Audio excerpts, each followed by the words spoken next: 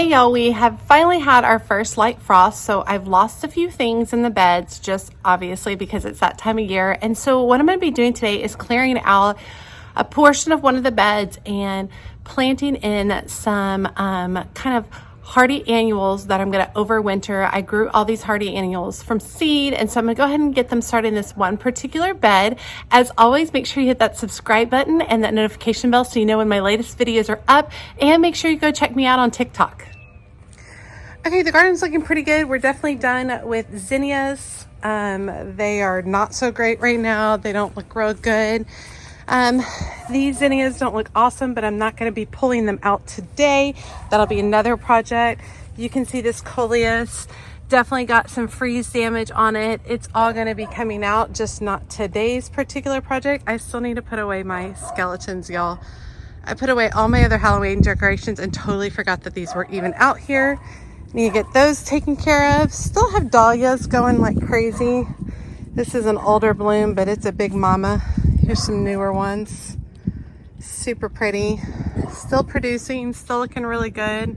Still have several coming up, so we'll see how they do in regards to cooler weather that keeps coming. Definitely the lantana's on its way out as well. These zinnias need to be pulled up. You can hear my puppy dogs barking. Okay, this is the area I'm going to be working in today. I'm going to be pulling up all the zinnias.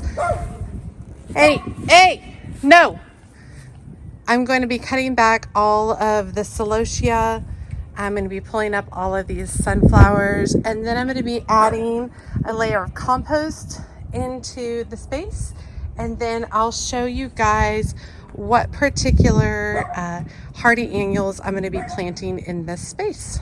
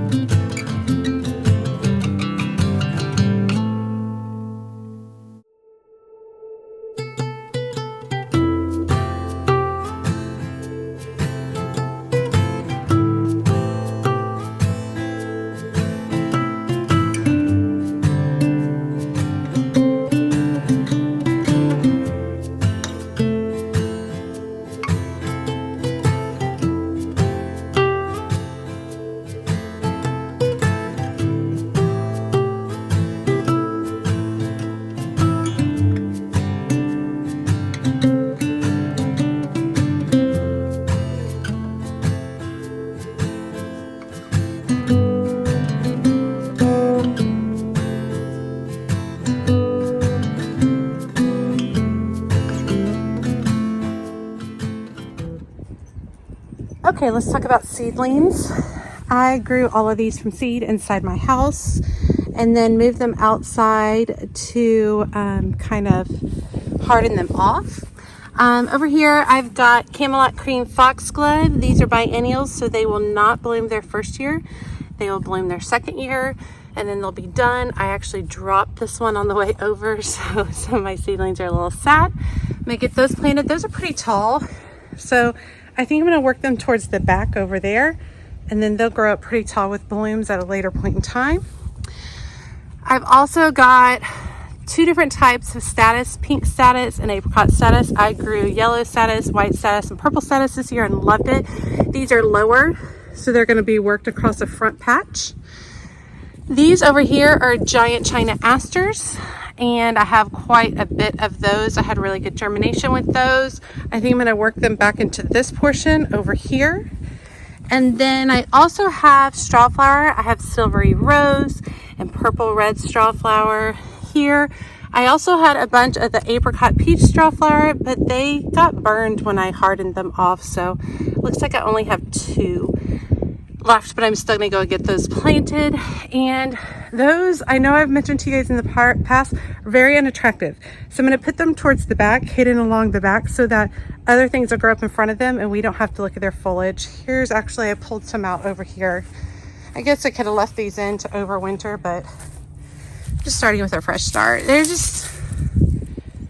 just not attractive, y'all. And so I just didn't go down and pull them up. But anyway, we're gonna work them towards the back so that other things will grow in front of them. These are not gonna fill the whole bed. They're gonna fill portions of the bed. I'm gonna pack them in pretty well, but let's get started.